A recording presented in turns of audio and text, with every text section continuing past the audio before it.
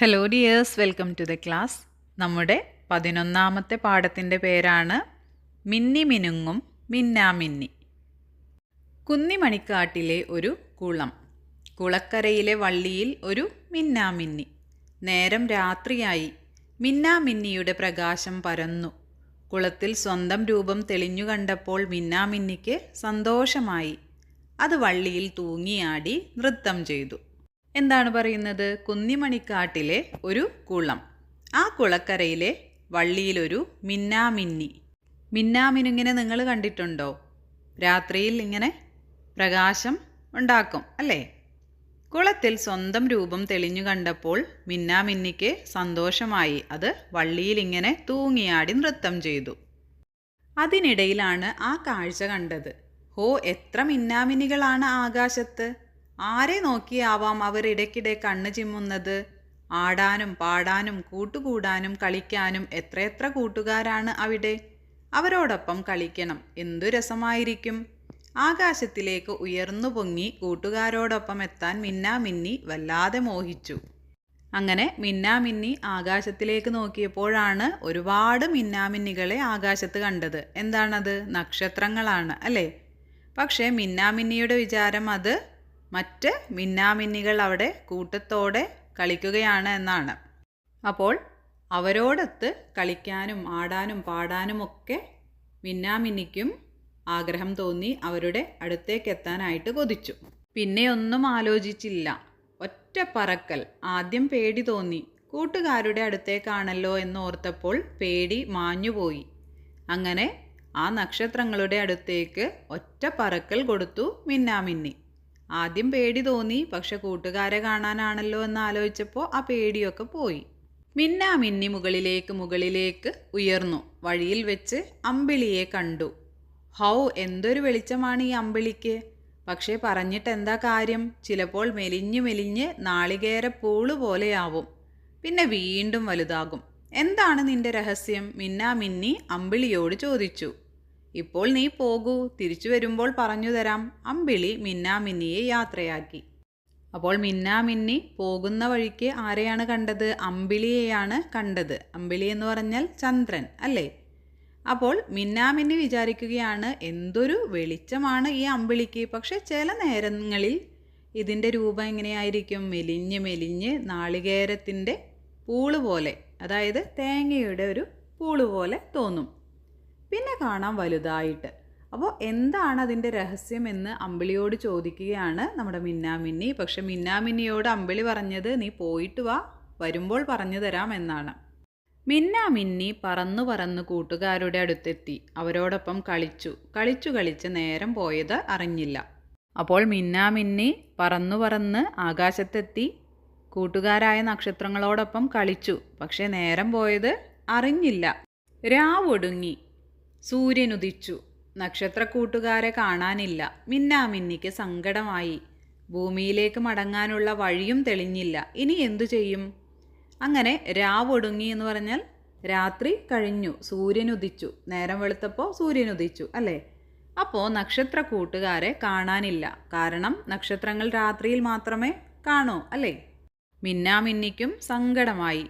ഭൂമിയിലേക്ക് മടങ്ങാനുള്ള വഴിയും തെളിഞ്ഞില്ല. ഇനി എന്തു ചെയ്യുമെന്ന് ആലോചിച്ച് നിൽക്കുകയാണ്. ഇപ്പോൾ ഉള്ളത് ആകാശത്താണ്, കണ്ടില്ലേ? നക്ഷത്രക്കൂട്ടുകാരോടൊപ്പം ഒരു കുഞ്ഞു നക്ഷത്രമായി കൂടിയാലോ? മിന്നാമിന്നിയുടെ മനസ്സിൽ സന്തോഷം നിറഞ്ഞു കവിഞ്ഞു. അപ്പോൾ ഭൂമിയിലേക്ക് വരാൻ വഴി കാണുന്നില്ല. അപ്പോൾ മിന്നാമിന്നി എന്താണ് വിചാരിക്കുന്നത്? നക്ഷത്രക്കൂട്ടുകാരോടൊപ്പം ആകാശത്ത് തന്നെ ഒരു നക്ഷത്രമായി നിന്നാലോ എന്നാണ് ചിന്തിച്ചത്. അപ്പോൾ അത് ഓർത്തപ്പോൾ മിന്നാമിന്നിയുടെ മനസ്സിൽ സന്തോഷം നിറഞ്ഞു. കടങ്കവിതകൾക്ക് ഉത്തരമെഴുതാം. തലയ്ക്കുമീതെ നീലനിറത്തിൽ വമ്പൻ കുടയൊന്നുണ്ടല്ലോ, മഴയും കൊള്ളും വെയിലും കൊള്ളും കുടയുടെ പേരതു ചൊല്ലാമോ? അപ്പോൾ തലയ്ക്കുമീതെ നീലനിറത്തിലൊരു വലിയ കുടയുണ്ട്. മഴ കൊള്ളും വെയിൽ കൊള്ളും, ആ കുടയുടെ പേര് ചൊല്ലാമോ എന്നാണ് ചോദിച്ചിരിക്കുന്നത്. എന്താണ്? ആകാശം. അടുത്തത്, മാനത്തുണ്ടൊരു പാൽക്കിണ്ണം, ഓടി നടക്കും പാൽക്കിണ്ണം, താഴോട്ടൊന്നു വരുത്താനായി ഉണ്ണികൾ തേടും പാൽക്കിണ്ണം. അപ്പോൾ മാനത്തുള്ള ഒരു പാൽക്കിണ്ണമാണ്, ഓടി നടക്കുന്ന പാൽക്കിണ്ണം. അതിനെ താഴോട്ടേക്ക് വരുത്താനായിട്ട് ഉണ്ണികൾ ഇങ്ങനെ നടക്കും, തേടി നടക്കും. എന്താണത്? ഉത്തരം ചന്ദ്രൻ. അടുത്തത് മാനത്തുള്ളൊരു കൊട്ടാരം, പാറി നടക്കും കൊട്ടാരം, പലതായി മാറും കൊട്ടാരം, പഞ്ഞിക്കൊട്ടാരം. മാനത്തുള്ള ഒരു കൊട്ടാരമാണ്, ഇങ്ങനെ പാറി നടക്കും, പലതായിട്ട് മാറും, പഞ്ഞു പോലെയുള്ളൊരു കൊട്ടാരമാണ്. ഉത്തരം മേഘം. പകൽ മുഴുവൻ ഒളിച്ചിരിക്കും, രാവു വന്നാൽ മിന്നി നിൽക്കും, ആകാശത്തു പൂക്കും പൂക്കൾ. എന്താണ് പകൽ മുഴുവൻ ഒളിച്ചിരുന്ന് രാത്രിയായാൽ മിന്നി നിൽക്കുന്നത്? ആകാശത്ത് പൂക്കുന്ന പൂക്കളെ എന്താ വിളിക്കും? നക്ഷത്രം. ഇനി അടുത്തത് പകൽ മുഴുവൻ വെയിലുകൊള്ളും, രാത്രിയിൽ ആകാശം നിറയെ വിരിയും, എണ്ണിയാൽ തീരാത്ത വെള്ളപ്പൂക്കൾ. അതും എന്താണ്? നക്ഷത്രമാണ് അല്ലേ? ചിറകുള്ളൊരു കുഞ്ഞുവിളക്ക്, ഇരുട്ടത്തൂടെ പറക്കും വിളക്ക്, കത്തും കെടും കുഞ്ഞുവിളക്ക്. എന്താണ്? ഉത്തരം മിന്നാമിന്നി. ചിറകുള്ള ഒരു ചെറിയ വിളക്ക് അല്ലേ, ഇരുട്ടത്തൂടെ പറന്നു നടക്കുന്നത്. അതെങ്ങനെയാണ്? കത്തും കെടും. ഇനി വേറൊന്ന് നോക്കാം. പറക്കും കുട്ടി വിളക്ക്, മിന്നി മിന്നി കത്തും വിളക്ക്, ഇരുട്ടത്തൂടെ പാറി നടക്കും. അതും മിന്നാമിന്നിയാണ്. ഇനി ഈ തന്നിരിക്കുന്നതും മിന്നാമിന്നിയെക്കുറിച്ചും നക്ഷത്രത്തെക്കുറിച്ചുമുള്ള കടങ്കഥകൾ തന്നെയാണ്. താളത്തിൽ പാടാം ആറ്റിനക്കരെ, ആറ്റിനക്കരെ പാടം തെയ്തക, പാടത്തിനക്കരെ നീലമല, നീലമലയ്ക്കും മേലെ തെയ്തക, വാനം തൊട്ടൊരു പാലമരം, ഏഴിലം പാലയിൽ ഏഴു കൊമ്പിൽ ഏഴുതരം കിളി കൂടുവച്ചു.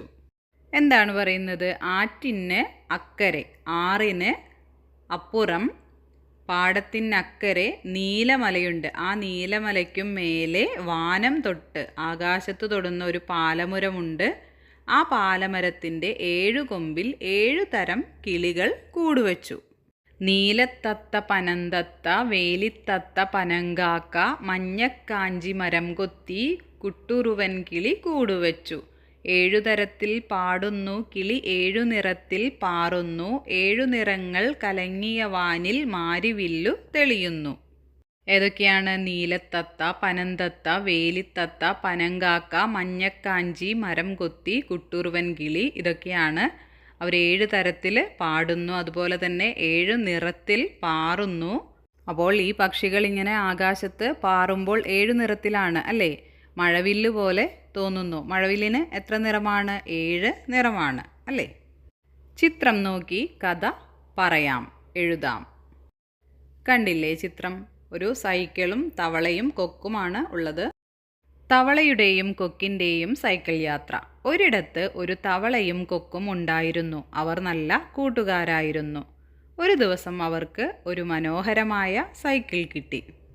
കൊക്ക് സൈക്കിളിൻ്റെ മുന്നിലും തവള സീറ്റിലും ഇരുന്നു. അവർ സൈക്കിൾ ചവിട്ടി യാത്ര തുടങ്ങി. വഴിയരികിൽ നിന്ന മീനുകളും ഒച്ചും അവരെ നോക്കി കൈവീശി.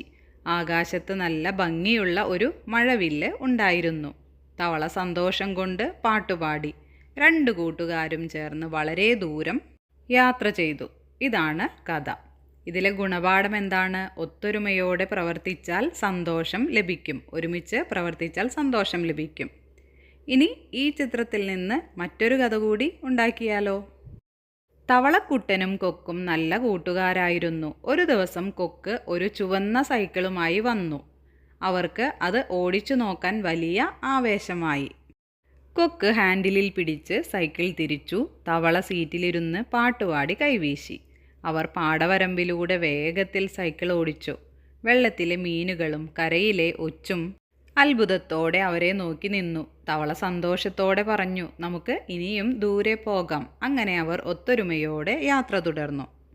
ഈ കഥയിലെ ഗുണപാഠം എന്ന് പറയുന്നത്, കൂട്ടുകാർ ഒന്നിച്ചു സന്തോഷിച്ചാൽ ആ യാത്ര എന്നും ഓർമ്മയിൽ നിൽക്കും. അപ്പോൾ നിങ്ങൾക്ക് ഈ 2 കഥയിൽ ഏതാണോ ഇഷ്ടപ്പെട്ടത് അത് നിങ്ങൾക്ക് എഴുതാം. അല്ലെങ്കിൽ നിങ്ങൾക്കും ഇതുപോലെ ഒരു കഥ എഴുതാം. ഓക്കെ ഡിയേഴ്സ്, പാഠഭാഗത്തുള്ള എല്ലാ പ്രവർത്തനങ്ങളും ചെയ്തു നോക്കണം. മറ്റൊരു ക്ലാസ്സിൽ വീണ്ടും കാണാം. താങ്ക്